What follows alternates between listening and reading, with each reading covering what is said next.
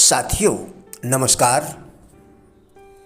क्या मानव जाति के लिए परिश्रम एक महान गुण और अच्छा अध्यापक नहीं है? आइए इस लेख से जानें। आराम तलबी की आदत मनुष्य के जीवन में सबसे बड़ी रुकावट है। बसंत ऋतु में फूले फले वनों में से उत्पन्न एक अनुभूति से आप मानवीय नैतिकता के बारे में इतना कुछ सीख सकते हैं जितना कि समस्त संसार के ज्ञानी विज्ञानी मिलकर भी नहीं सिखा सकते। मानव जाति के लिए परिश्रम एक महान गुण और कितना अच्छा अध्यापक है। यह हमें रीतियों परंपराओं के वातावरण से निकालकर सृष्टि की विशाल पाठशाला में लाकर बैठाल देता है। मनुष्य का स्वभाव प्राकृतिक रूप से सुस्त आलसी होता है। आवश्यकता है महान अंतःकरण की, जिससे व्यक्ति के दुर्बल विचार सशक्त होते हैं, जिससे व्यक्ति के दुर्बल विचार सशक्त होते और वह सुख विलास की विरासत को झटक कर स्वतः प्रेरित होकर फूले फले। मनुष्य को अपने साहस के बलबूते पर सृजन के लिए अवश्य ही जागरूक होना चाहिए, जिससे वह अपने उद्देश्य प्राप्ति में निरंतर अग्रसर बना रहे। महाकाव्य क्या है?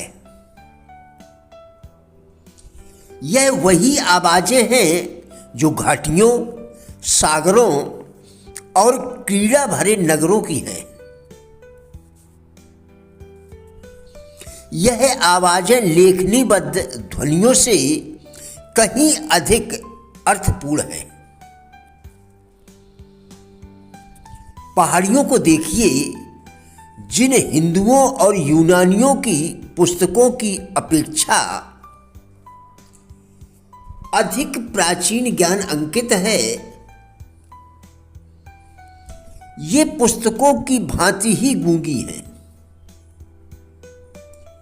लेकिन इनका स्वर तब फूट निकलता है जब कोई विशिष्ट प्रकृति प्रेमी इन तक पहुंचकर इनको संपूर्ण नहीं करता। यह विचार करने योग्य बात है कि उनके शब्द तभी तक रहस्यपूर्ण हैं जब तक कि कोई विशिष्ट व्यक्ति ही इन्हें सुन नहीं सकता। वास्तव में जो कुछ भी हम सीखते हैं वह किसी पाठशाला से नहीं, वरन अपने जीवन की पाठशाला से हम सीखने शब्द का सही अर्थ ले सकते हैं। शिक्षा को पाने के लिए अपने चारों ओर दृष्टि डालें। एक एक दृष्टि हमें सिखाता है, सीखने का अवसर देता है। सूर्य का उदय होना, पक्षियों का कलरव, पृथ्वी का इतने प्राणियों के बोझ को छाती पर सहन करना, यह सब सीख नहीं तो क्या है? जरा सोचिए, क्या अनर्थ हो जाए यदि प्रकृति अपने किसी भी दैनिक कार्यक्रम में जरा भी संकोच दिखा जाए? आप अपने जीवन के साथ खिलवाड़ क्यों कर रहे हैं? क्यों उसको दांव पर लगा रहे हैं? आखिर अपने महत्व को क्यों नहीं पहचानकर आप भी प्रकृति के भांति संघर्षरत हो जाते हैं? सैमुअल ड्रू एक चर्मकार था। एक बार उसका दिन का अधिकांश भाग किसी राजनीतिक वार्ता में व्यतीत हो गया। इस कमी को पूरा करने के लिए वह रात देर तक काम में जुटा रहा। एक नन्हे से बालक ने उसके द्वार के छेद से झांककर कहा, ओ मोरीरे, दिन को तो इधर उधर दौड़ा फिरता है और रात को काम करता है। ड्रू ने अपने मित्र को यह बात बताई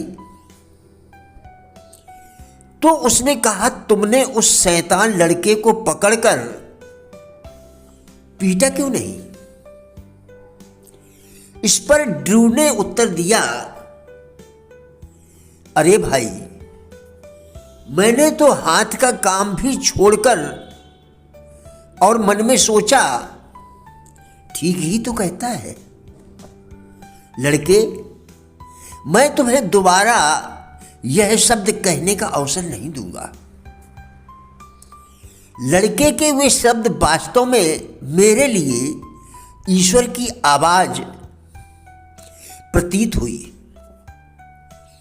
और उसकी बात ने तो मेरे जीवन का रुख ही बदल दिया। मैंने उसी से सीखा कि आज का काम कल पर नहीं छोड़ना चाहिए। तब से उसने समय यापन वाली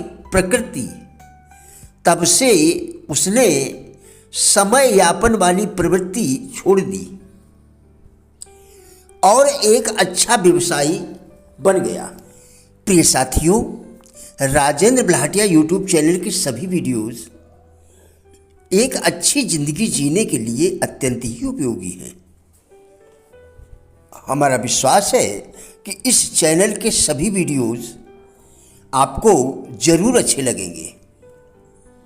कृपया चैनल को सब्सक्राइब करें, जिससे इसी प्रकार के और भी वीडियोस आप लगातार देखकर अपने विचारों में परिवर्तन कर सकें, क्योंकि विचारों के परिवर्तन से ही जीवन में परिवर्तन संभव है।